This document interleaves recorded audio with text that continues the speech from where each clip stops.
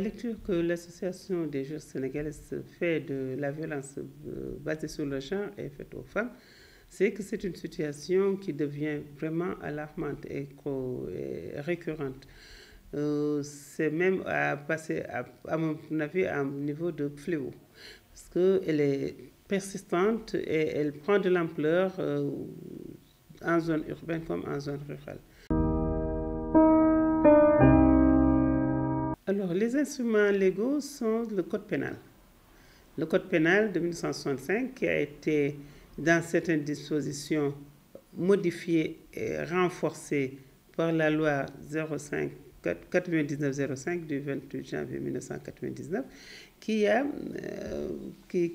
renforcé les sanctions contre certaines peines, contre certaines infractions basées sur le genre, qui a redéfini le viol, parce qu'avant le viol n'était pas défini, qui a redéfini le viol, qui a introduit le viol entre époux, et qui a renforcé les peines sur les viols ou les actes délictuels commis sur des mineurs qui sont sous l'autorité du mis en cause.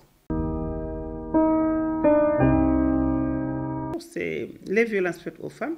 L'impact, on ne le voit pas après pour l'instant, parce que les violences augmentent de plus en plus, elles sont de plus en plus graves et la sanction, à notre avis, n'est pas vraiment suffisante pour être dissuasive.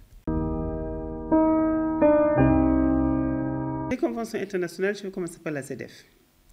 Convention qui bannit toute forme de violence ou de discrimination à l'égard des femmes, qui a été votée par les Nations Unies et signée et ratifiée par notre pays. Au niveau africain, nous avons la Déclaration des droits de l'homme, nous avons la déclaration, le protocole additionnel à la Convention de la Charte de l'Union africaine, qui est le protocole de Maputo, qui vraiment prend en compte, analyse et parle de toutes les discriminations vraiment, même spécifiques à l'africaine, de la femme. Ce protocole a été signé par notre pays, ratifié depuis très longtemps, mais dont l'application pose toujours problème. Mais je pense que les actions de la société civile doivent porter essentiellement sur la sensibilisation. Mais si je parle de sensibilisation, c'est-à-dire la sensibilisation, c'est le lobbying auprès des autorités étatiques et para-étatiques, privées, pour qu'elles appliquent les conventions qu'elles ont signées et ratifiées au nom du Sénégal. Ça, c'est très important, c'est le plus important à mon avis. L'autre axe de sensibilisation va vers les autorités sociales, religieuses, coutumières et traditionnelles pour quand même faire accepter l'évolution. Parce que dans la vie, on évolue, dans la vie, les us et coutumes doivent évoluer.